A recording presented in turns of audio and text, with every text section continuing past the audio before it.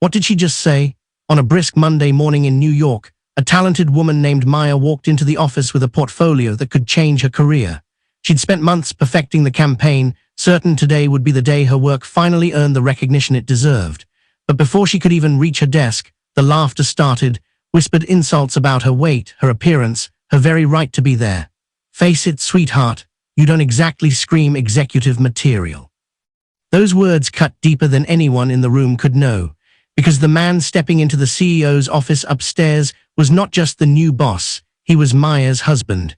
And he was about to change everything. Before we go any further, drop a comment and tell us where you're watching from, and don't forget to subscribe, because tomorrow, the story gets even bigger. Maya stepped into the elevator clutching her leather-bound portfolio, its weight a reminder of every late night she'd poured into the Grantwell Foundation campaign. Her emerald blouse stood out against the sea of muted corporate suits, a quiet act of rebellion she didn't even realize she was committing. The doors slid shut, sealing her into the faint hum of the elevator's motor. She inhaled, exhaled, just a presentation, just numbers, visuals, strategy. Nothing she hadn't done 100 times before. "Morning, Maya," said Rick, the security guard, as the doors opened on the 29th floor. His voice was warm, the kind that made people feel like they belonged. That was rare here, she smiled back. "Morning, Rick. How's your daughter's science fair project coming along?" His eyes lit up. "Took first place last night, built a solar-powered model house. Can't stop talking about it." It was moments like that, small flashes of humanity in a building full of polished glass and sharper words, that kept her grounded. She adjusted her grip on the portfolio and headed for her desk, passing clusters of colleagues murmuring over their coffee cups. Conversations paused for half a second as she walked by, just long enough for her to feel the weight of their glances before the low hum resumed. "Wow, you're really confident today," came a voice from behind. Tanya Reese, 34, immaculate, and armed with the kind of smile that looked friendly if you didn't notice the glint of malice underneath. She leaned against the divider of her workstation, manicured nails tapping in rhythm. Big meeting, or just dressing up to distract from other things? The pause after other things was deliberate. Maya's shoulders tightened, but she didn't break stride. "Big meeting," she said simply, the only answer that wouldn't feed Tanya's appetite for reaction, but the scent of Tanya's perfume lingered behind her, cloying and invasive, long after she'd reached her desk. Her workspace was tucked into a corner by the supply cabinet, not prime real estate, no window, no view, no proximity to where decisions were made. She knew it wasn't by accident. Placement was strategy here, and has kept her close enough to be useful, but far enough to be invisible. She set the portfolio down and opened the presentation deck on her laptop. Every slide had been refined until it felt alive, stories of real families, kids whose faces lit up when given opportunity. It wasn't just marketing, it was a promise. A shadow fell across her desk. "Maya, be a doll and grab me a coffee, you know how I take it." Tanya again, already turning away without waiting for a response. "I'm in the middle of final prep for the Grantwell meeting," Maya replied, voice even. Tanya stopped, pivoted back with that thin smile. "Of course you are. Ambitious, aren't we?" The way she said ambitious felt like a warning. Conversations nearby had dipped again, ears tuned for drama. "I'll get your coffee in 5 minutes," Maya said, and returned to her screen. Her phone buzzed on the desk. "From Ethan. Love you, today's going to be big. Can't wait to see you tonight." A smile flickered across her face before she could stop it. Ethan always seemed to know when she needed grounding. He had that gift, seeing her even in the chaos. She tapped back a quick reply, "Love you too. Something special planned?" His answer came fast, "Maybe. Depends on how brave I'm feeling." Brave, she rolled the word around in her head. Tonight, she thought, might be the night she finally told him about the promotion she'd been angling for. The creative director position was opening next month. 2 years of building her portfolio, proving herself on high-profile campaigns, it felt like hers to lose. The desk phone rang, jolting her out of her thoughts. "Harper and Lowe Marketing, this is Maya." "Maya, this is Claire Bennett from the board. Could you join us in conference room B at 10 sharp? We'd like to discuss your Grantwell Foundation work." Her pulse quickened, Bored, Grantwell, this could be the moment, the recognition she'd been waiting for. Of course, I'll be there. She hung up, hands trembling just slightly as she straightened the materials in her portfolio. The footsteps she heard next weren't hers, they belonged to Tanya, materializing like a storm cloud. Board meeting? How exciting, she said, voice dripping with false sweetness. Probably just to clarify a few things before the pitch. Don't get your hopes up. Maya forced a polite smile. Thanks for the advice. She turned back to her work, letting Tanya's words slide off her like rain on glass. At 9:55, she stood, smoothed her blouse, and headed toward the conference room. The hallway stretched long and gleaming, every step echoing in the marble silence. She didn't know that 2 floors above, the elevator doors had just opened to reveal Ethan, tall, composed, dressed in a charcoal suit that spoke of quiet authority, walking toward the corner office that would, by 10:01, officially belong to him. The conference room felt like a courtroom. Long polished table, walls of glass, and 5 board members seated in a line, their faces professionally neutral. Claire Bennett sat at the head, pen poised over her notes. Beside her, Thomas Grant, the founder's son, drummed his fingers in a slow, deliberate rhythm. Maya, Claire said, gesturing to the chair opposite them. Please have a seat. She placed her portfolio on the table, careful to meet each gaze without flinching. Thank you for the opportunity to discuss the Grantwell campaign. I believe it has the potential to. Yes, the Grantwell account, Thomas interrupted, as if the words were an inconvenience. We've reviewed your materials. The numbers are interesting. Maya opened the portfolio, revealing charts and testimonials. Community engagement is up 62%. Donations have increased, and the foundation is already considering expanding the program. Claire leaned forward, her tone measured. Your passion is clear, however, concerns have been raised. The air in the room shifted, Maya's fingers stilled on the edge of a chart. Concerns. Thomas slid a stack of papers across the table. The imagery you've chosen, while certainly diverse, may not align with the broader market appeal our clients expect. There it was, diverse. The word dropped like a stone. She kept her voice steady.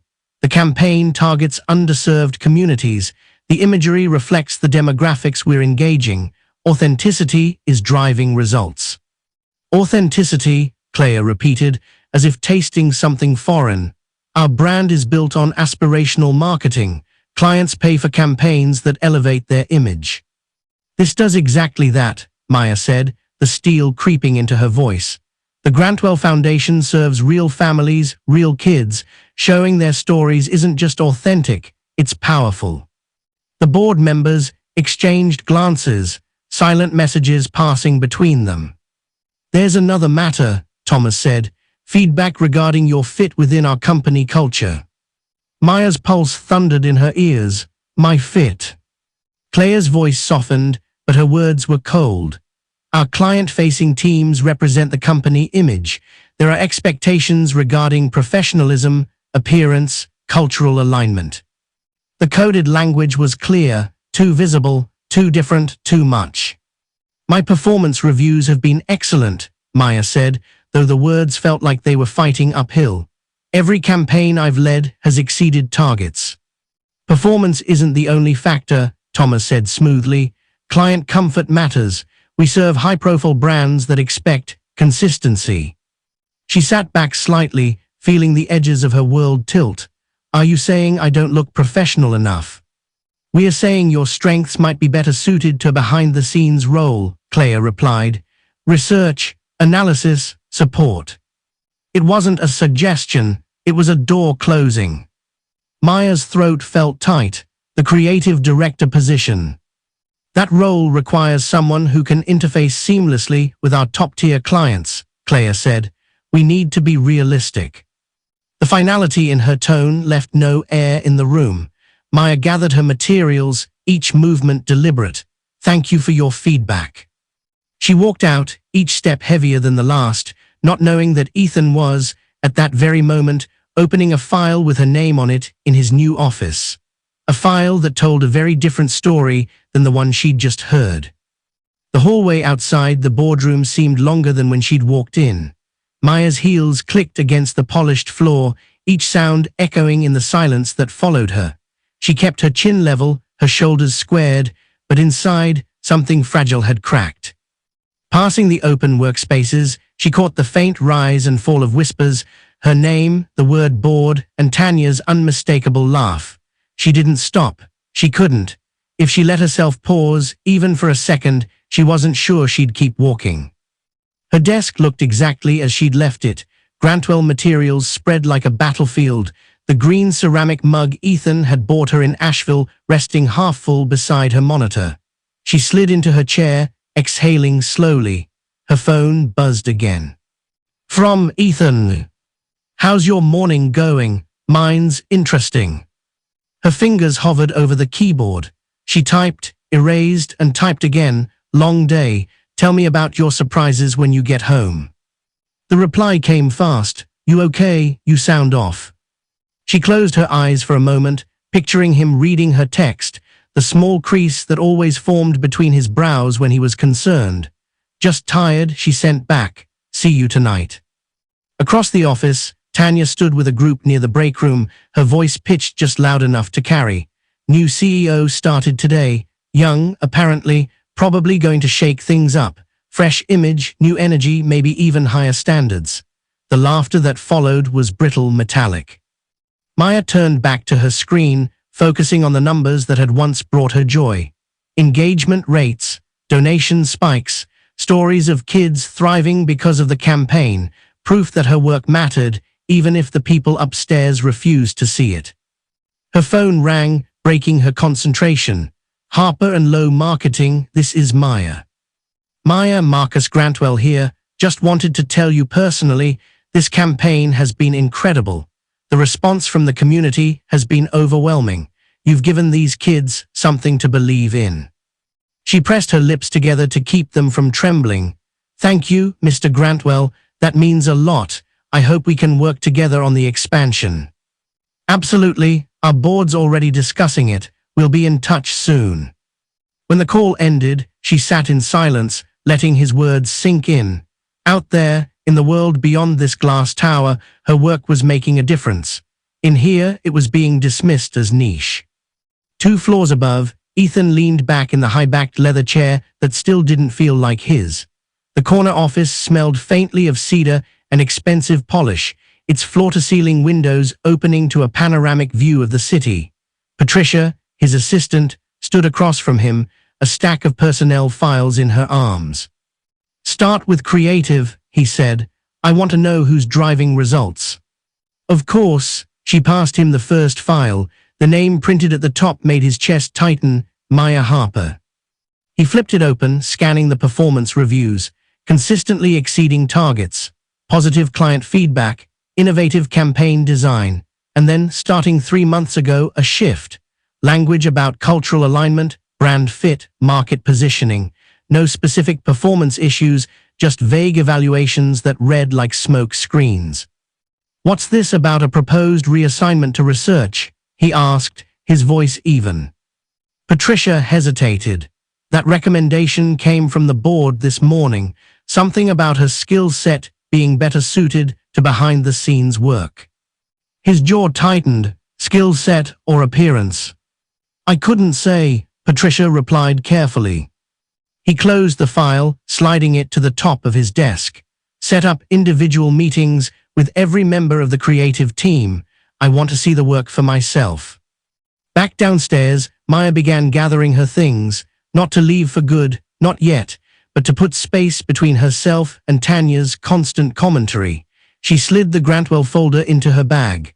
She worked too hard to leave it lying in an office that treated it like a side project. As she stepped into the elevator, Tanya's voice followed her. Leaving early, probably for the best.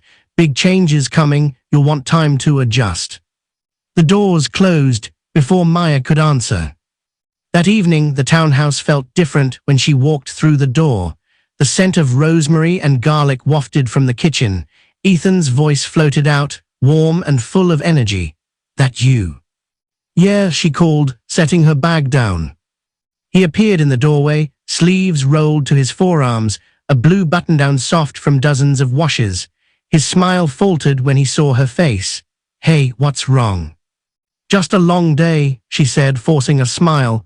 "You said you had news." He studied her for a moment, the way he did when he was deciding whether to push. Then he nodded toward the dining table. Candles flickered between plates of jerk chicken and rice, the recipe he'd learned from her grandmother. "Let's eat first," he said gently. They sat across from each other, the clink of silverware filling the silence. Finally, she said it. "They offered me a new position today." His face lit up. "Creative director." She shook her head. "Research, no client contact, behind-the-scenes work." The smile vanished. "That's a demotion." "They didn't call it that, but that's what it is." "Why?" She stared at the flickering candle between them. "They said I don't fit the image they want. Not in those words, but I've heard the translation before." He leaned forward. "The Grantwell campaign." "They're taking me off it," she said quietly. "Too niche, needs broader appeal." Her voice cracked. "Ethan, I put everything into that campaign." He was silent for a long moment. Then, "Tell me everything, every word they said." "What's the point? It's done." "The point is, it's wrong, and I'm in a position to do something about it." She shook her head. "You don't get it. If I fight this, I'm the angry woman who can't take feedback. They'll blacklist me. It'll follow me everywhere." He looked at her steadily. "What if I told you things are different now?" "How?" "I'm the new CEO of Harper & Lowe," he said quietly. She blinked, certain she'd misheard. "You're what?" "Board voted unanimously. I started this morning."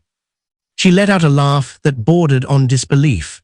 "So this morning, I'm being pushed out of my job, and my husband is the one they've hired to refresh the company image." "It means I can fix this," he said. "It also means everyone will think anything I get is because of you," she replied. "I need to know I earned it." "You already have." "Not to them." They sat in silence, the weight of the day settling between them. Outside, the city's lights blinked on one by one, indifferent to the drama unfolding behind their windows. Ethan didn't touch his food. He just watched her, the flicker of the candles catching in his dark eyes. "I'm not going to stand by while talented people get sidelined because of prejudice, starting with you." Maya shook her head. "This company could be your future. Don't risk it for me." He reached across the table, his hands warm over hers. "Your problems are my problems. That's how this works." She wanted to believe him. She wanted to believe there was a way to fight without losing everything. But she also knew the game. If you go in there guns blazing, you'll be the CEO who made it personal, and they'll find a way to end you. Ethan leaned back slightly, but his gaze didn't waver. "Then, I'll be the CEO who went down swinging for the right reasons." She let out a humorless laugh. "That sounds noble until you can't pay the mortgage." He smiled faintly. "You think I didn't have contingencies before I took this job?" She studied him, trying to read between his words. Ethan never bragged, never oversold. But when he said he had a plan, he meant it. "You don't know how deep it runs," she said finally. "Then I'll learn." The next morning, rain streaked the windows of their kitchen as Maya sipped her second coffee. Ethan had left early, muttering something about reconnaissance. She tried not to picture him walking into rooms full of people who'd been deciding her worth without ever really seeing her. Her phone buzzed. A text from her younger sister, Kendra. "Mom's making cornbread Sunday. You're coming, right?" Maya typed back, "Wouldn't miss it. Tell her I love her." A pause, then another message. "Everything okay? You sound off, even in text." Kendra had always been able to read her. Maya typed, "Long story, call you later." Then she set the phone down and opened her laptop. She didn't want to admit it, but part of her was already looking at job listings. Smaller agencies, non-profits, anywhere her work might be judged on its results, not on how well she fit someone else's idea of presentation. Her email pinged with a new message. From Marcus Grantwell. "Maya, I hope you don't mind me reaching out directly. The board loved your work on the campaign, and would like to discuss bringing you on as a consultant for other initiatives. Lunch today. She read it twice, then a third time. For the first time in 2 days, hope rose like something warm in her chest. She typed back, "I'd love to, when and where?" His reply was immediate, noon, Café Bellini on West 44th. I'll bring our program director. She closed the laptop and sat back, letting herself smile. Maybe there was a way forward that didn't involve asking for permission from people who'd already decided she didn't belong. Meanwhile, at Harper & Lowe, Ethan was working his way through back-to-back meetings with the creative team. 2 years in December, said Nicole Chen, a young graphic designer whose portfolio Ethan had spread across the conference table.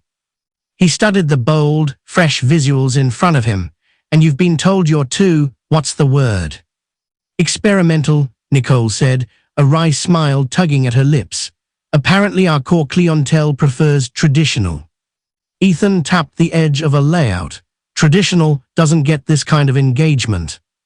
They told me I need more experience before I'm ready for major clients. How many client presentations have you done? She hesitated. None. He raised an eyebrow. None. They say I'm still developing my presentation skills. It was the third conversation that morning with the same pattern. Stellar work, vague reasons for keeping someone off client-facing roles, and the same coded language about fit. I want you to prepare a pitch for the Hartman Hotel's account, he said. Full creative concept. Can you have it ready by Friday? Nicole's eyes widened. That's one of our biggest clients. And they deserve the best ideas. Think you're up for it? Her smile was slow but certain. Absolutely. After she left, Patricia appeared in the doorway. Your 1100 is here, Tom Walsh from Creative. Tom entered with the careful composure of someone who sensed a shift in the air. Mr. Harper, he said, adjusting his tie. Ethan gestured to a chair. Let's talk about your department's talent development strategies. Tom launched into a speech about classic messaging and time-tested approaches. Ethan let him go on before cutting in. Where does innovation fit into that? Calculated risks with proven demographics, Tom replied smoothly. Ethan reached for a file. The Grantwell Foundation campaign, Strongest ROI of the Year, that was led by Maya Harper. Tom's smile was polite but strained. A niche project. She has a perspective that works well with certain audiences. Certain audiences. Urban markets, community-focused initiatives. Ethan leaned back, and that perspective disqualifies her from broader campaigns. Tom's fingers tightened on the arms of his chair. Advancement requires a broader skill set, client relationship management, executive presence. Executive presence, Ethan repeated, his voice flat. Tom nodded. The research position would let her focus on her strengths without the pressure of broader market considerations. Ethan wrote something down, his pen strokes deliberate. I want a comprehensive review of every team member's performance, advancement recommendations, and specific contributions to major accounts by Thursday. After Tom left, Ethan sat alone, staring out at the rain-slicked skyline. This wasn't just about Maya. The same patterns were there for others, quietly sidelined, their work minimized, their paths to advancement blocked by unspoken rules. Across town, Maya was already seated at Café Bellini when Marcus Grantwell and a woman in a red blazer approached her table. Maya, this is Angela, our program director, Marcus said. Angela's handshake was firm. We've never seen numbers like yours. The kids are engaging with the content, sharing it, talking about it. Whatever you did, it worked. Over salads and coffee, they outlined a consulting contract, 6 months, 3 initiatives, full creative control. It wasn't the corporate ladder, but it was work that mattered. By the time she left the cafe, she felt lighter than she had in months. Maybe, just maybe, she didn't need Harper & Lowe to validate her. That night, Ethan came home with Thai takeout and the same air of quiet intensity he'd left with that morning. How was lunch? He asked, setting the bags on the counter. They offered me a contract, she said, unable to keep the smile from her voice. His expression lit up. That's incredible. I'm thinking of taking it. You should, they'd be lucky to have you, he hesitated. But I also spent today learning exactly how deep the rot goes here. It's not just you, Maya. There's a system in place keeping people out. She listened as he listed names. Nicole, Marcus in accounts, each story echoing her own. I called an emergency board meeting for tomorrow, he finished. I'm presenting the evidence and demanding change. Her stomach tightened. That's risky. They hired you 3 days ago. They also hired me to lead, and leading means fixing what's broken. Maya set her chopsticks down, appetite fading beneath the weight of his words.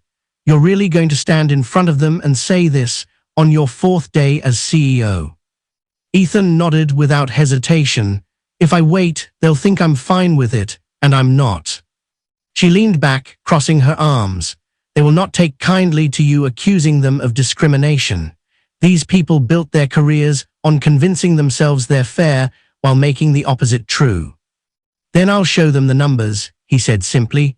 Patterns don't lie. Performance reviews, advancement records, client outcomes, they tell a story, and it's not one they can spin away with buzzwords. Maya's pulse quickened. Ethan, you're underestimating their ability to twist anything, and if they can't twist it, they'll bury it, or you. He leaned forward, his elbows on the table. Let them try. She wanted to argue, to protect him from the fallout she could already see forming like storm clouds. But the thing about Ethan was that once he decided on a course, he didn't just commit, he built the road ahead as he went. And part of her, the part that had been quietly screaming for justice for years, wanted him to succeed. Promise me one thing, she said finally. Don't make it just about me. If you walk in there swinging for your wife, they'll write you off as biased. His mouth curved into a faint smile. I was already planning to make it about everyone they've sidelined. You just happened to be one of them. The next morning dawned grey, the November sky pressing low over the city. Ethan was gone before she woke, leaving a note on the counter. Boardroom, 9 a.m. today we start turning the ship. Maya poured herself coffee, staring at the neat handwriting until the letters blurred. She wanted to believe in his fight. She wanted to believe the truth could win in a room full of people who'd spent decades shaping it to fit their own reflection. At Harper & Lowe's top floor, the executive boardroom smelled faintly of leather and polished wood. The mahogany table gleamed beneath the recessed lights.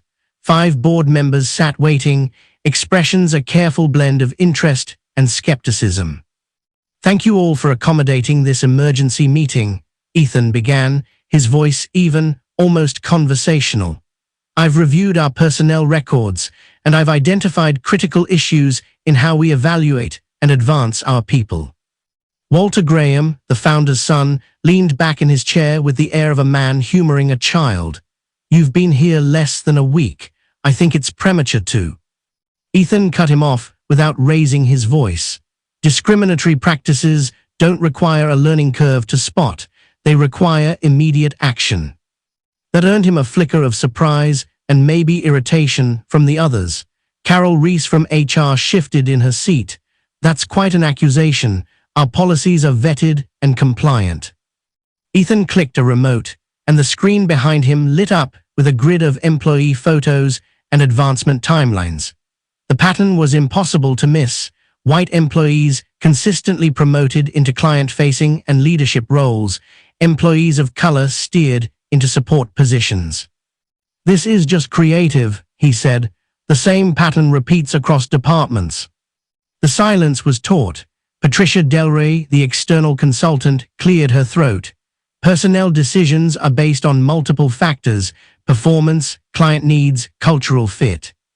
Define cultural fit, Ethan said. Robert Hayes from finance chimed in.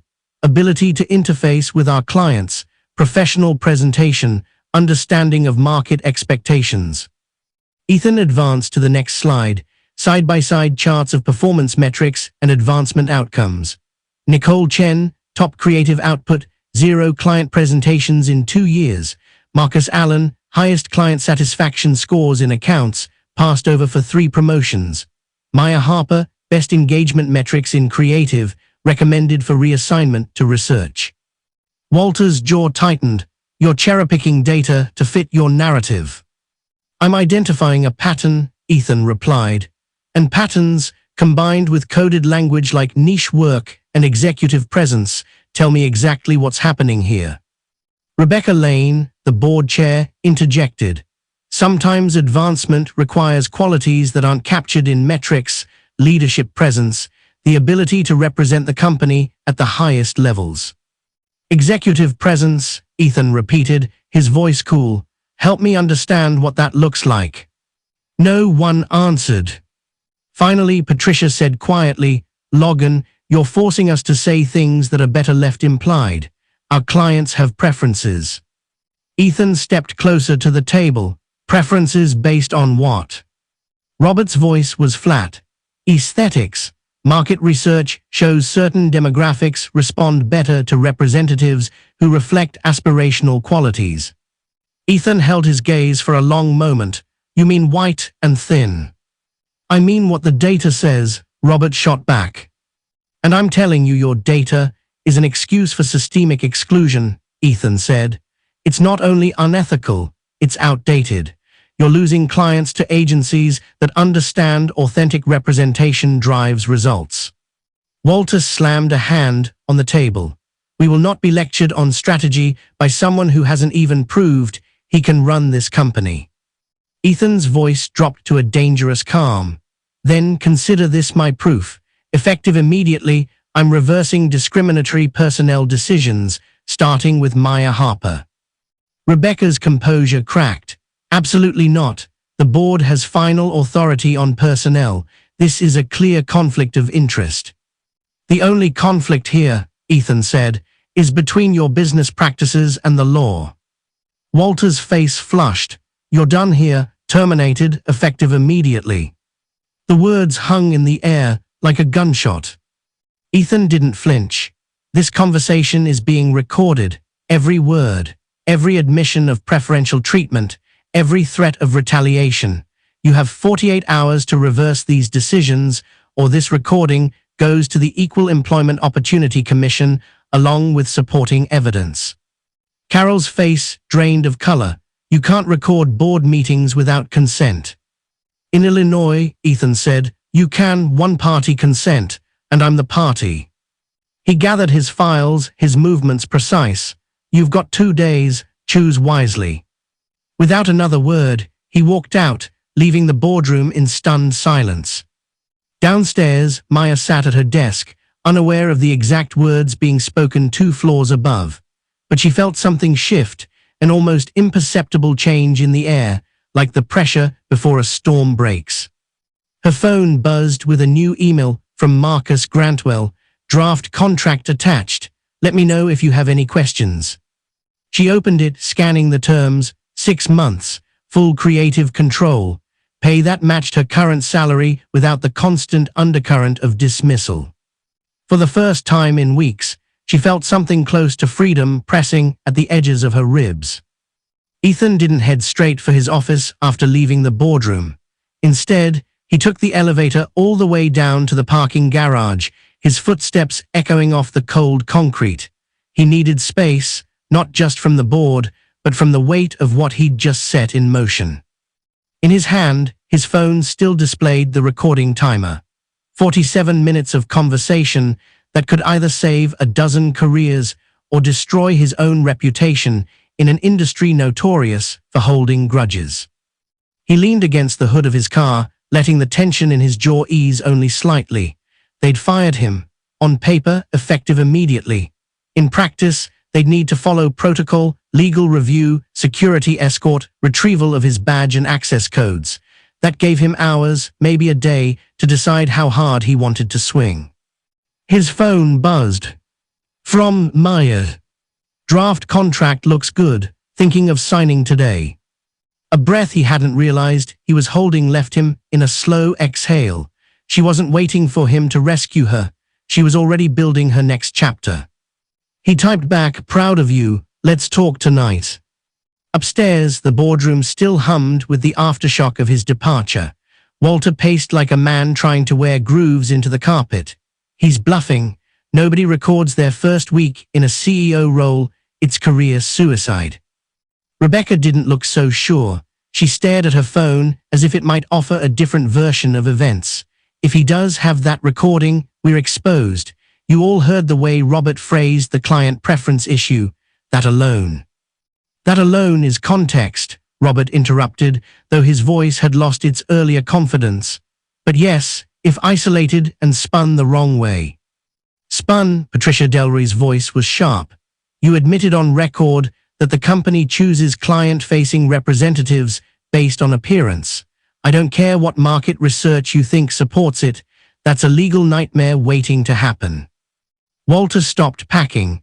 So what, we cave, hand him whatever he wants, set a precedent that the CEO can threaten the board into reversing decisions. Carol's voice was tight. The alternative is explaining to a federal investigator why our performance reviews suddenly change tone when they're attached to employees who don't match our so-called aesthetic standard. Silence stretched between them, 40 years of careful corporate language gone in less than an hour. Rebecca finally spoke. First, we confirm whether he actually has the recording. Second, we assess what leverage he has beyond that. If he's bluffing, we stand our ground. If not, her gaze drifted to the windows, the city sprawling beyond. We negotiate. Meanwhile, Maya was at her kitchen table with the Grantwell contract open beside her laptop. Her pen hovered over the signature line. She'd read the terms twice already: 6 months, 3 campaigns, complete creative freedom. No cultural alignment clauses, no coded feedback. It felt almost too easy. Her phone rang, the screen flashing Kendra. "Hey," she said, forcing lightness into her voice. "What's going on?" her sister asked without preamble. "And don't say nothing, you've been off for weeks." Maya glanced toward the contract. "Work stuff." "Bad work stuff." She hesitated. "Let's just say I've been reminded that not every door opens because of merit." Kendra's sigh was heavy with familiarity. Same old game. "Yeah. So what now?" Maya looked at the pen in her hand. "Now, I think I stop asking for a seat at their table." Kendra's voice warmed. "That's my girl." By the time they hung up, the decision had settled in her bones. She signed the contract, scanned it, and hit send before she could second-guess herself. 2 miles away, Ethan sat in his car, watching the rain bead on the windshield when Patricia appeared at the driver's side. She tapped lightly on the glass. He rolled it down. "Shouldn't you be upstairs pretending nothing's on fire?" She smirked faintly. Fire, hard to ignore when it's standing in the boardroom, waving 47 minutes of matches. Ethan tilted his head. "They sent you." "They didn't send me. I came because..." She glanced over her shoulder, lowered her voice. "Because you're not wrong. I've been here 12 years. I've seen talent get buried because it didn't fit the mold. I've seen who they promote and why. And if you're going to take them on, you need allies." He studied her for a beat. "Why risk it?" "Because I'd rather go down with someone telling the truth than stay standing by while they keep doing this." Her sincerity was disarming. Ethan unlocked the passenger door. "Get in." For the next 20 minutes, she filled in details he hadn't yet uncovered. Instances where performance metrics were altered before board review, where glowing client feedback was omitted from certain employees' files, where development opportunities were offered selectively. By the time she finished, Ethan had a fuller picture, and it was worse than he'd thought. "I'm putting this all in writing," he said. "If they want to call my bluff, they'll find the file ready for court." Patricia nodded. "Just watch your back. They play cleaner when people are watching. You've made them feel cornered. That's when they get creative." Back at the townhouse that evening, Maya was curled on the couch when Ethan walked in. She looked up, reading the tension in his shoulders immediately. "You went through with it," she said. He dropped onto the couch beside her. "They fired me." Her stomach dropped. "Ethan." I still have the recording, and now, thanks to Patricia, I have documentation to back it up. She searched his face. And what happens when they make sure you can't work in this industry again? His smile was faint, almost grim. Then I build something better. She leaned into him, letting the rhythm of his heartbeat steady hers. I signed the Grantwell contract. The relief in his voice was instant. Good, that's the kind of work you should be doing, on your terms. They sat like that for a long time, the city's lights flickering through the window, both of them quietly adjusting to the reality that nothing about their lives would be the same come morning. Morning light spilled across the kitchen table, catching on the edges of the empty coffee mugs and the laptop that had been open since dawn. Maya sat in her robe, hair pulled back in a loose knot, scrolling through her inbox. The Grantwell Foundation's program director had already sent her campaign briefs, and her fingers itched to dive in. For the first time in months, her workday didn't feel like stepping into an arena. No one would be waiting to measure her tone, her clothing, the exact curvature of her smile. These new projects would live or die on the strength of her ideas, not her ability to mirror someone else's definition of presentation. Ethan, dressed in a crisp white shirt and navy tie, moved around the kitchen with purposeful energy. His phone was in one hand, his leather portfolio in the other. He looked like a man headed into battle, and in a way, he was. "You don't have to go in," Maya said. "They fired you." "They tried to fire me," he corrected, pouring coffee into a travel mug. "Until the paperwork is signed and legal says otherwise, I still have access, which means I still have time to make them sweat." Maya closed her laptop. "You're walking into a nest of people who have had decades to perfect the art of cutting someone off at the knees without leaving a mark." He met her gaze, a hint of a smile tugging at the corner of his mouth. "Then they've never met someone who enjoys the fight as much as I do." She wanted to argue, but there was a steadiness in his tone she recognized. This wasn't reckless bravado. This was the part of him that had navigated billion-dollar negotiations, kept his cool in boardrooms where others lost theirs. "Be careful," she said finally. "I will, and you," he reached out, touching her cheek lightly, "go win your first day as a free agent." The Harper and Lowe offices were quieter than usual when Ethan stepped off the elevator. Word had traveled about the board meeting, about the confrontation, about his supposed termination. He could feel eyes following him as he walked the length of the floor to his office. Patricia was already there, a stack of files on his desk. "You have 10 minutes before Carol from HR comes looking for you. She's probably bringing someone from legal." "Perfect," Ethan said, setting down his portfolio. "That's just enough time." He opened the files, performance evaluations, client feedback forms, internal emails Patricia had managed to quietly pull. He scanned them quickly, marking pages with neon tabs. In half a dozen cases, he found glaring discrepancies, glowing client praise left out of reviews, development concerns that had no basis in performance metrics, advancement recommendations overwritten with vague comments about fit. By the time Carol appeared in his doorway, flanked by a man in a charcoal suit, Ethan had everything neatly stacked in front of him. "Mr. Harper," Carol began, her tone carefully neutral, "we need to discuss the terms of your separation." "Before we get to that," Ethan said, leaning back in his chair, "you might want to see what I've been working on." He slid the top file toward her. "It's a summary of discrepancies in personnel evaluations over the last 3 years, patterns you might find problematic." The man beside her spoke for the first time. "I'm here representing the board's legal counsel. Anything you wish to submit should be sent through proper channels." Ethan smiled faintly. "Oh, I'm not submitting this. Not yet. I'm giving you the opportunity to address it internally before it becomes an external matter." Carol's lips pressed into a thin line as she flipped through the first few pages. Her eyes flicked to the lawyer, who studied Ethan with the calm interest of someone measuring an opponent. "You've clearly been busy," the lawyer said, "but I'd caution you against misinterpreting internal documents." "I'm not misinterpreting anything," Ethan said. "These are your words, your metrics, your own clients' testimonials, and they don't match the outcomes for the employees in question. Carol closed the folder, her movements precise. We'll review this. You have 48 hours, Ethan said, his voice even. Then it leaves this building. After they left, Patricia stepped in, a flicker of satisfaction in her expression. That got their attention. That was the point, Ethan replied. Now they have to decide whether they'd rather negotiate with me or with a federal investigator. Across town, Maya arrived at the Grantwell Foundation's Midtown office. It was smaller than Harper and Lowe's sprawling space, but there was an energy here that felt alive.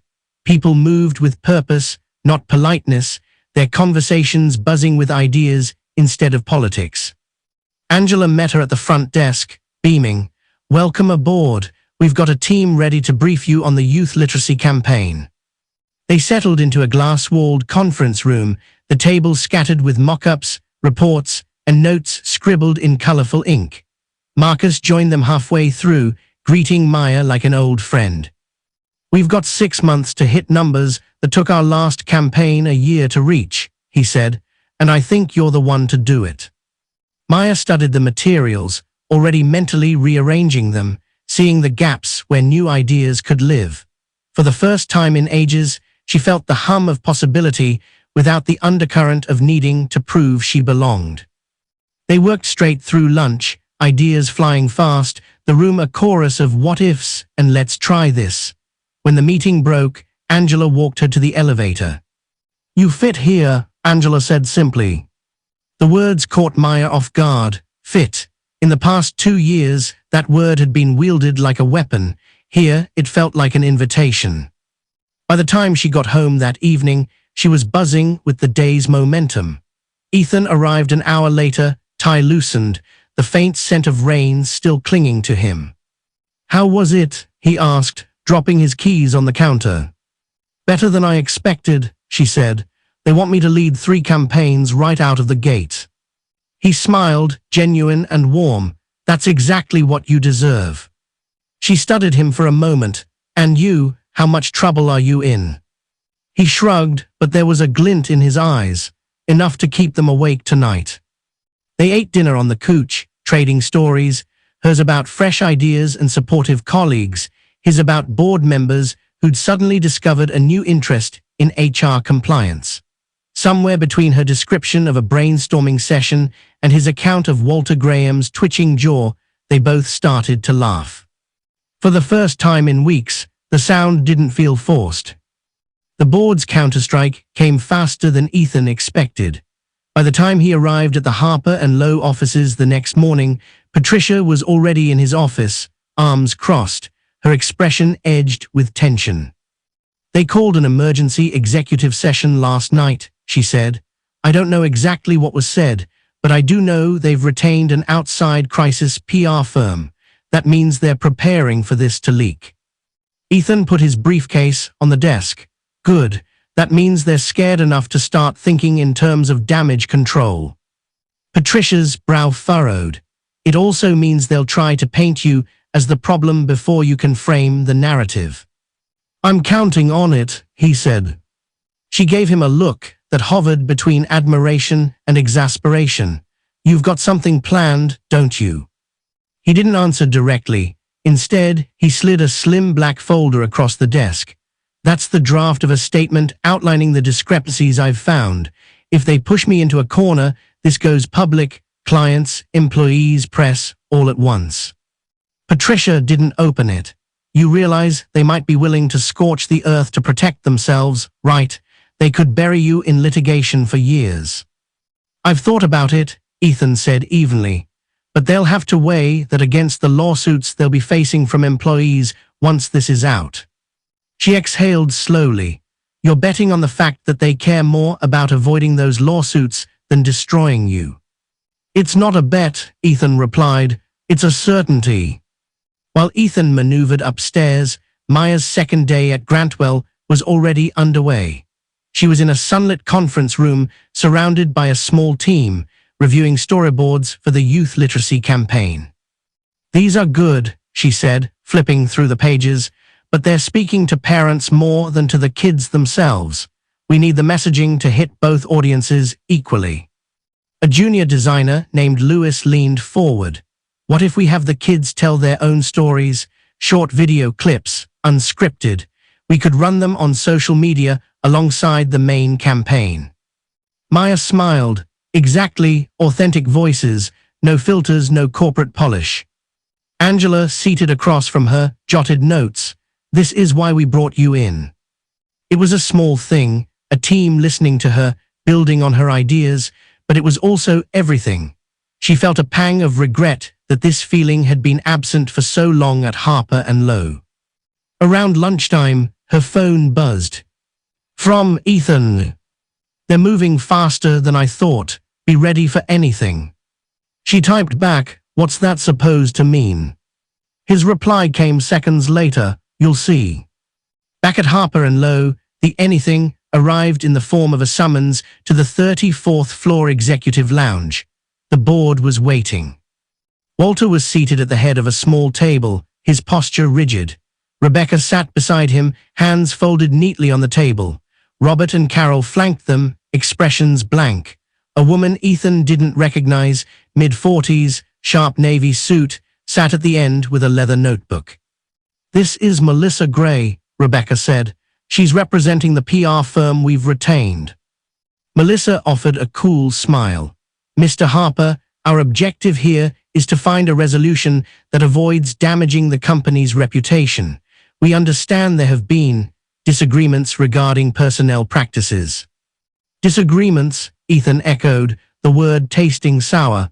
That's one way to describe systemic bias. Melissa's smile didn't falter.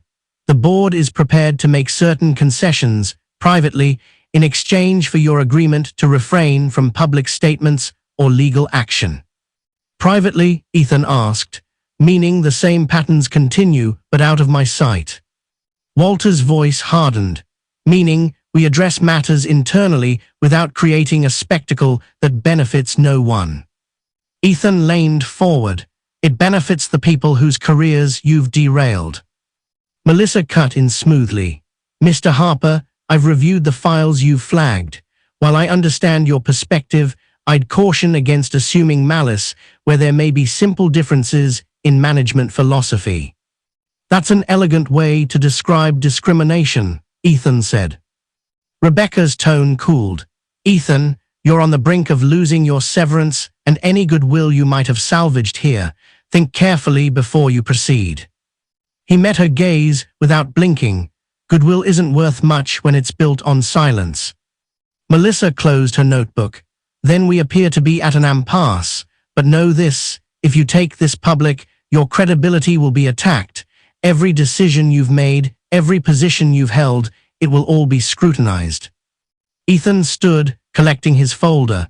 Then you'd better make sure I'm the only one who gets scrutinized.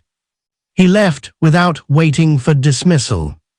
That evening, he and Maya sat on the couch, the TV playing quietly in the background. They want you to take a private deal, she guessed. He nodded, and in return, they keep doing what they've been doing, just with fewer people like me in the building to call it out. Which means you're not taking it, she said. Not a chance. She studied him for a moment. Then you need to be ready for them to make the first move. They're not going to sit quietly and hope you win. He knew she was right, and somewhere deep down he welcomed it. By Wednesday morning, the attack had begun. Ethan's phone buzzed before he even reached the office. A former colleague from his last firm, Ben Cross, had sent a terse message, heads up. Rumors are spreading. They're saying you were forced out because of management-style issues and conflict with staff. He typed back, let me guess, no specifics. None, Ben replied, just enough to make people wonder. Ethan could almost hear the board's strategy taking shape. Discredit the messenger, make his motives suspect. That way, if his evidence ever surfaced, it would be framed as the grudge of a failed leader rather than the truth. Patricia was waiting in his office, a folded copy of the Financial Daily in her hands. She tossed it onto his desk. They've gone public. The headline was succinct but poisonous. Harper and Lowe faces internal tensions after CEO's abrupt exit. The article was careful, no overt accusations, just a series of anonymous quotes about personality clashes and strategic disagreements. But Ethan knew how these things worked. The absence of detail was deliberate, leaving space for speculation to do its work. Classic smear, Patricia said. They want to sour the water before you can make your move. Ethan skimmed the piece, then set it aside. Then we move faster. Across the city, Maya was in the middle of a brainstorming session when her phone buzzed. It was her friend Clara from Harper and Lowe's design department. "Have you seen the news?" Clara texted. "They're trying to spin Ethan's exit as his fault." Maya's fingers tightened around the phone. "I figured they would." A moment later, another message came through. "And they're talking about you too, Whisper Campaign, saying you were only kept on big accounts because of your connection to him." Maya closed her eyes briefly. It didn't matter that she'd signed the Grantwell contract, that she was already building something new. This was exactly the kind of shadow the board would want to cast, to undermine her before she could get too far from their reach. She typed back, "Thanks for the warning." Then she slid the phone into her bag and forced herself to focus on the discussion at the table. Back at Harper and Lowe, Ethan convened a quiet meeting in a side conference room with Patricia and two employees from Creative, Nicole Chen and Marcus Allen. Both looked wary, their eyes darting to the door as if someone might overhear. "You've both been on the receiving end of the advancement freeze," Ethan began, "and you both have documentation. I'm not asking you to go public yet, but I need your permission to include your cases in a formal report." Nicole exchanged a glance with Marcus before speaking. "If this goes public, we'll never work in this industry again." "I know," Ethan said, "but if it doesn't go public, nothing changes." Marcus leaned forward. "You think the board will actually fold if you push them?" "I think they'll fold if enough people outside this building see what's been happening here," Ethan replied. "Clients don't want to be associated with a discrimination scandal, not in this market." There was a long pause, then Nicole nodded. "You have my permission." Marcus followed suit. "Mine too." Patricia slid a legal pad across the table. "We'll need to collect exact dates, emails, metrics, anything that can't be waved away as subjective evaluation." Ethan felt the first real shift in momentum. This was no longer just his fight. That evening, he and Maya met at a quiet wine bar halfway between her new office and Harper and Lowe. The low lighting and hum of conversation made it feel like they had a pocket of privacy in the middle of the city. "They're already coming after you," he said after the server walked away. She didn't pretend to be surprised. "Clara told me, I was expecting it." "They're going after me too. Anonymous sources in the press, whispers in the industry. They're trying to kill credibility before I can get the story out." Maya took a sip of wine, then put the glass down carefully. "So we beat them to it." Ethan studied her. "You want to go public with me?" "I want to make sure the truth comes out, not just for me, for Nicole, Marcus, everyone else who's been quietly shoved aside." She hesitated, then added, "But if we do this, we do it right. No half measures, no leaks to a gossip column. We take it to someone who will dig, verify, and publish every word."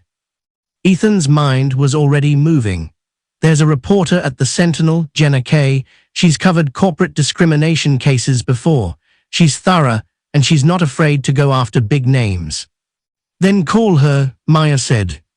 They sat there for a moment, the decision hanging between them like the moment before a match is struck. Then Ethan reached for his phone. The call to Jenna was short, but by the end of it, she'd agreed to meet them both the next afternoon. As they left the bar, Maya felt something she hadn't in a long time, a sharp, electric sense of purpose. This wasn't just about surviving anymore, it was about fighting back. The next afternoon, a cold wind cut through downtown, whipping scarves and rattling the metal cafe tables outside the Sentinel's building. Ethan and Maya arrived separately, an extra precaution, although they both knew the board already suspected she was involved. Jenna Kay met them in the lobby. She was shorter than Maya expected, with a cropped haircut, dark eyes that missed nothing, and a battered leather satchel slung over one shoulder. "We'll talk upstairs," she said without small talk. Her office was small but organized, walls lined with framed front pages from past investigations, corporate fraud, environmental cover-ups, workplace harassment cases that had made national headlines. She closed the door behind them, flipped a small switch on her desk. "White noise generator," she explained, "makes it harder for someone to eavesdrop from the hall." Ethan put his portfolio on the desk. "What we're about to show you, if you print it, the board will come after us hard. They've already started." Jenna arched a brow. "That's my favorite kind of story. Let's see what you've got." For the next hour, Ethan laid out the evidence. Side-by-side performance metrics and promotion timelines, internal emails laced with coded language, client testimonials that never made it into employee reviews, Patricia's notes, statements from Nicole and Marcus, the recorded board meeting. Maya spoke when the conversation turned to the Grantwell campaign, describing the way her role had been quietly diminished despite record-breaking engagement numbers. Jenna didn't interrupt. She just scribbled notes in a shorthand so quickly it was almost a code. When they finished, she leaned back, tapping her pen against her notebook. "This is solid, not airtight. You'll need more corroboration, but solid. The recording helps. The paper trail is better." "What happens next?" Maya asked. "I started verifying," Jenna said. "That means reaching out to other employees, current and former. That means giving the company a chance to comment off the record first, then on." She looked at Ethan. "Once they know I'm asking questions, they'll push back harder. They'll try to spin it, intimidate sources. You need to be ready for that." "We're ready," Ethan said. Jenna studied them for a long time. "This will burn bridges you can't rebuild. Are you sure you want to light the match?" Ethan's voice was steady. "The bridge was already burning. We're just making it visible." By the time they left the building, the wind had picked up, carrying the scent of impending rain. Maya pulled her coat tighter, but her mind was buzzing, not with fear, but with the certainty that they'd just set something in motion that couldn't be stopped. That evening, back at the townhouse, Ethan opened his laptop to find an email from Patricia. Subject: internal fallout. 3 department heads have asked for private meetings. They've seen the article in Financial Daily and think the board is lying about the circumstances of your exit. Some are willing to talk to Jenna if you can guarantee anonymity. Ethan typed back immediately, "Tell them to contact her through Proton Mail. Here's the address." Across the room, Maya was on a video call with Angela and Marcus Grantwell, walking them through her first round of campaign ideas. When she hung up, she looked energized. "They're all in," she said. "They want to launch the first wave in 3 weeks." "That's fast," Ethan said. "They trust me," she replied simply, and then, after a pause, "feels good." 3 days later, Jenna called. "They know I'm onto them," she said without preamble. "Their PR rep tried to clarify the nature of your exit, Ethan, which is corporate speak for rewriting history. I also got a call from Robert Hayes in finance, who wanted to stress that personnel decisions are complex and multifactorial." Translation, Maya said from the speakerphone, "They're already in damage control." "Exactly," Jenna agreed, "which means we push. I'm meeting with 2 more former employees tomorrow. If their stories match your data, I'll have enough for a preliminary piece. That's when the real fun starts." That night, Ethan couldn't sleep. He stood by the living room window, watching the rain streak down the glass, thinking about the boardroom faces, Walter's smug certainty, Rebecca's measured diplomacy, Robert's brittle defensiveness. He wondered which of them was already planning their next move. Maya came down in her robe, hair mussed from the pillow. "You're doing that thing where you try to plan the whole war in your head," she said gently. He smiled faintly. "Old habit."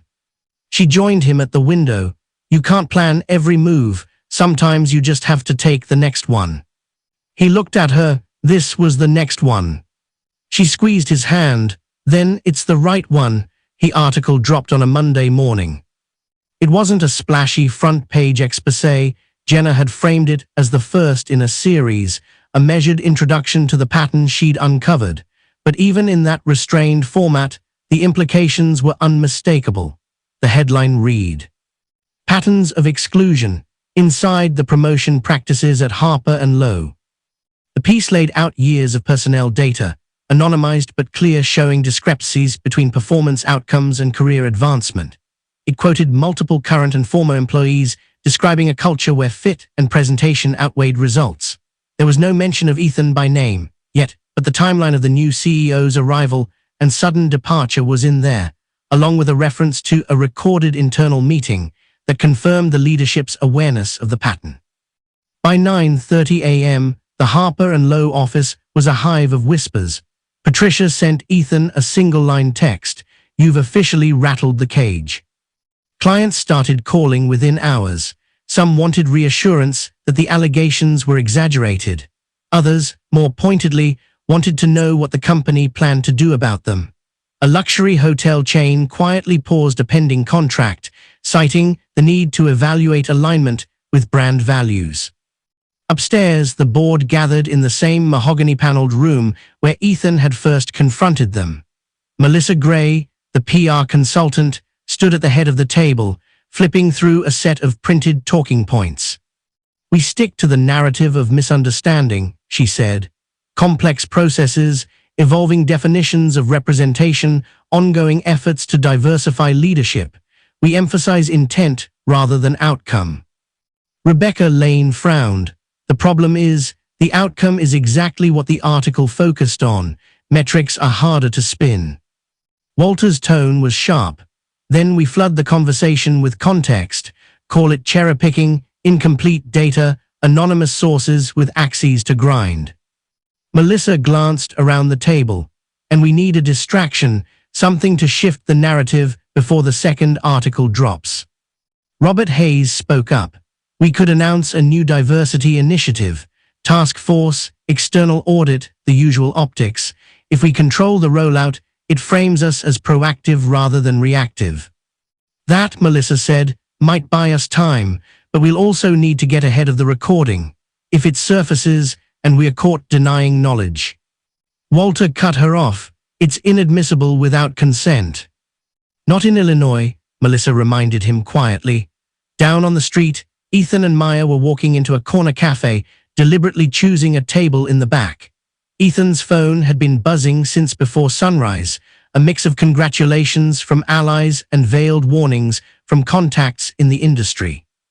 "They're cornered," Maya said, scanning the article on her tablet for the third time. "You can feel it in the way they're scrambling." "They'll hit back," Ethan said, "harder than before." "I know," she replied, "but you've got the truth, Ethan, and now it's not just in your hands, it's in the public record." As if on cue, his phone buzzed again. This time it was Jenna. "They're moving on the counter-narrative," she said without preamble. Anonymous quotes already hitting industry blogs about management friction and personality-driven resignations. "You're next in the line of fire. They'll name you soon." "I expected it," Ethan said. "What I didn't expect," Jenna continued, "is the volume of people reaching out since the article went live. I've got 6 more employees, current and former, willing to go on record if I protect their names until publication." Maya's eyes lit. "That's the momentum you need for the next piece." "It's also the momentum they'll try to kill," Jenna warned.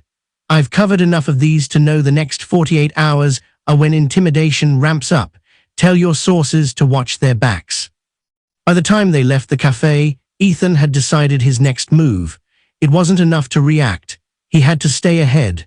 That meant shoring up allies, locking down evidence, and making it impossible for the board to quietly settle this without real change. That afternoon, he sent out a secure message to every employee who'd ever been sidelined for fit or presentation, inviting them to a private meeting in a rented co-working space. The invite was blunt. "If you've been told you're not the right look for leadership, we need to talk." 17 people showed up that night. Some were nervous, eyes darting towards the door. Others were angry, their voices tight with the effort of holding back years of frustration. Stories poured out, missed promotions, reassignment to less visible roles, feedback laced with euphemisms. Ethan listened, taking notes, making sure each voice was heard. "This isn't just about Harper and Lowe," one man said. "I've seen the same thing at other agencies, they just don't get caught." "Then maybe," Ethan replied, "this is where it starts." When the meeting ended, several attendees stayed behind to offer written statements, some even willing to attach their names.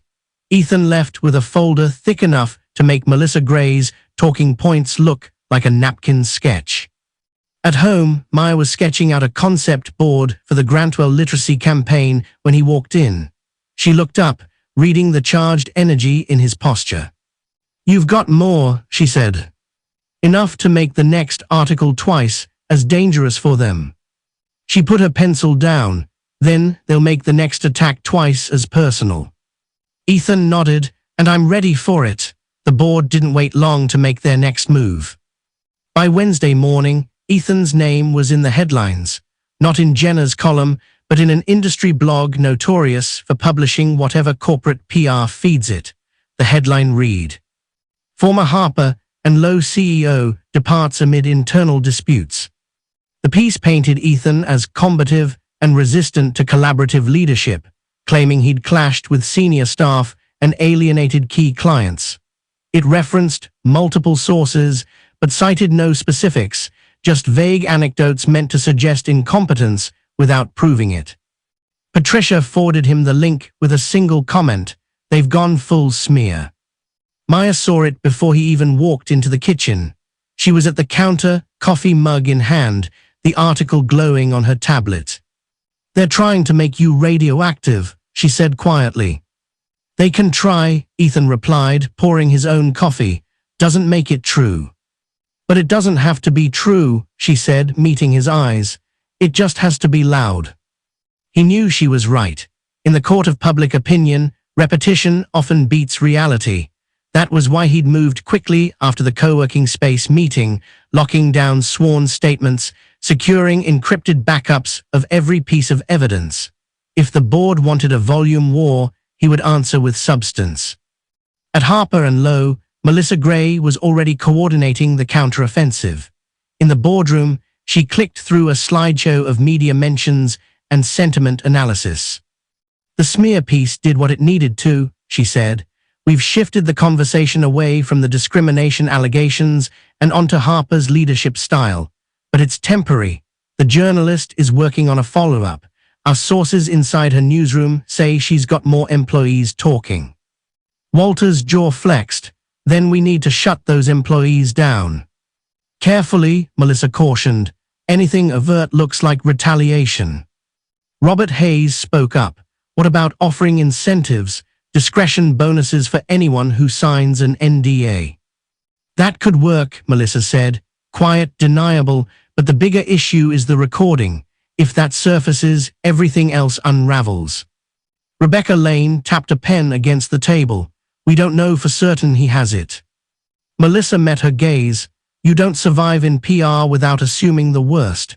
If he has it, and he's holding it, it's leverage." Meanwhile, Maya was wrapping up a client call when her phone buzzed with a number she didn't recognize. She let it go to voicemail, but the transcription popped up on her screen. "Maya, this is Clara. I just got pulled into a meeting with HR. They're asking questions about your time here, about whether Ethan influenced your assignments. I think they're building a file on you." Maya's stomach tightened. This was the other front in the war, the one aimed at causing her collateral damage. That night she told Ethan over dinner. He listened without interrupting, his expression unreadable. "They're hopping to scare you off," he said finally. "Make you distance yourself from me so they can say you're not credible." "I'm not backing down," she said. He reached across the table, took her hand. "I know." The next morning, Ethan met with Jenna in a quiet park cafe. She had a thick folder with her, filled with new interviews and corroborating documents. "They're pushing NDAs hard," she said. "3 people told me they were offered money to sign, 2 refused, 1 took the deal." Ethan wasn't surprised. Fear works, especially when you've got a mortgage and kids in school. "That's why I'm accelerating the timeline," Jenna said. I was going to wait 2 weeks before running the follow-up. Now I'm thinking days. This is the moment when they're still scrambling. Ethan considered it. If you run it fast, you cut off some of their counterspin, but you also force their hand. They'll go nuclear. I've seen nuclear, Jenna said. It's loud, it's messy, and it's exactly when the truth has the best chance of cutting through. Back at the townhouse that night, Maya was working on Grantwell's campaign when Ethan came in. His face told her everything. "You're going to tell her to run it," she said. He nodded. "It's time." They sat together on the couch, the city lights flickering beyond the window. The quiet between them wasn't hesitation, it was resolved settling into place. Whatever came next, they were past the point of turning back. The second article hit the web at 7:12 a.m. on a Thursday. Jenna didn't hold back this time. Names were named. Walter Graham, Robert Hayes, Carol Reese, each identified in connection with documented cases of qualified employees being passed over for advancement. The piece included direct quotes from former and current staff, anonymized where necessary, but backed by performance reviews and client testimonials. And then there was the recording. Jenna had transcribed the key moments from the boardroom meeting, those quiet exchanges where client preferences and cultural fit were openly acknowledged as factors in promotions. The euphemisms were stripped bare in print, their meaning impossible to misinterpret. By 9:00 a.m., the story was trending on social media. Former employees from years past started adding their voices, sharing similar experiences under the hashtag #NotTheRightFit. Clients, too, started making public statements, some expressing disappointment, others announcing that they were suspending contracts pending internal review. At Harper & Lowe headquarters, the boardroom felt like a bunker under siege. Melissa Gray was on her third cup of coffee, speaking into a Bluetooth headset while scanning Twitter on her laptop. "We are bleeding brand equity by the minute," she said. "We need a decisive move, either a leadership shakeup or a full-scale apology." Walter slammed his hand on the table. "We are not apologizing for doing what's best for our clients." Rebecca's voice was sharper than usual. "Walter, the clients are the ones walking away. Best for our clients doesn't carry weight when they're publicly distancing themselves from us." Carol Reese, pale and tight-lipped, finally spoke. "The staff is in revolt. I've had half a dozen resignation notices in the last 2 hours. People are scared this will ruin their resumes." Melissa looked up from her screen. "Then you need to get ahead of it. Announce a change. Offer Ethan a settlement with a gag clause." "No," Walter cut in. "We don't give him a cent." "That decision," Melissa said evenly, "could cost you millions more when the lawsuits start." Across the city, Ethan and Maya sat in the same corner booth where they'd first agreed to meet Jenna. Ethan's phone vibrated almost non-stop, calls from reporters, texts from colleagues, encrypted messages from employees sending him more evidence. "You've got them on the run," Maya said, scrolling through her own feed. "They can't spin this away anymore." Ethan exhaled slowly. "They'll still try, but they've lost control of the timing." Jenna arrived a few minutes later, sliding into the booth with a grin. "I've got 2 more follow-ups lined up, one about the NDAs, one about the resignations. They can't keep up with the volume now." "Good," Ethan said, "because this isn't just about making them uncomfortable. It's about making sure they can't go back to business as usual once the heat dies down." By early afternoon, the first crack appeared. A mid-level board member, Patricia's quiet ally, leaked a statement to the press announcing her resignation and citing irreconcilable differences with leadership's values. Within an hour, another resignation followed. Inside Harper & Lowe, the mood shifted from defensive to desperate. Melissa urged the board to hold an emergency press conference, but Walter refused, insisting they could wait it out.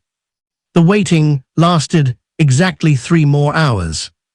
At 5:03 p.m., a major international hotel chain publicly terminated its multi-year contract, citing the allegations in Jenna's articles as incompatible with our commitment to diversity and inclusion.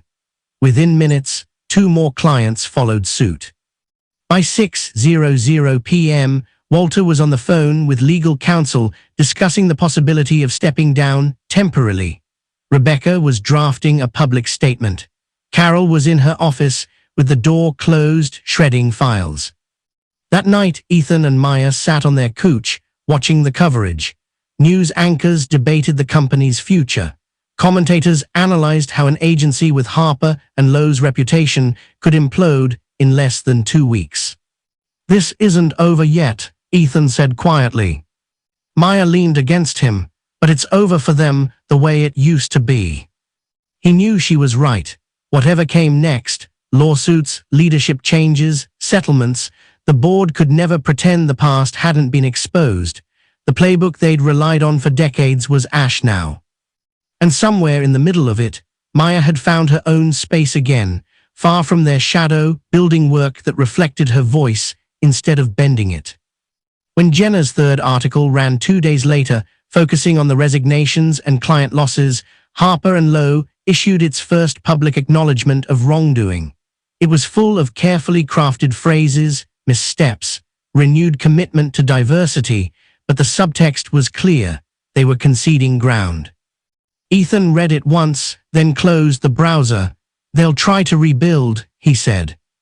Maya's smile was small but certain. "Let them, we've already changed the foundation. So, what do you think?" When Maya walked into that office on that cold Monday morning, she had no idea the whispers would be louder than the applause, or that the person stepping into the CEO's office upstairs was about to change her life in ways she couldn't yet imagine. Ethan didn't set out to start a corporate earthquake. He just refused to let the truth be buried under polished lies and boardroom spin. But here's the real question. If you were in Ethan's shoes, would you have done the same? Would you risk your career, your reputation, maybe even your financial security, just to make sure the people in power didn't keep getting away with it? Or would you take the quiet exit, sign the NDA, and move on, hoping someone else might fight that fight one day?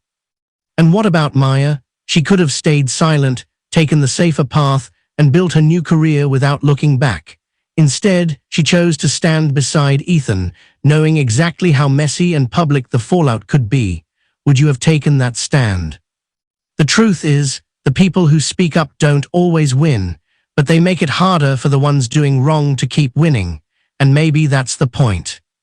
If this story made you think about your own workplace, about the whispered comments, the fit that somehow always favors the same faces, the doors that close without explanation, then maybe it's time to ask yourself, who benefits from your silence? Drop your thoughts in the comments below. Tell me if you've seen something like this happen where you work. Would you call it out? Would you walk away? Or would you, like Ethan and Maya, decide that the risk was worth the change it might bring? And if you think someone needs to hear this story, share it. You never know whose courage might be sparked just by knowing they're not alone.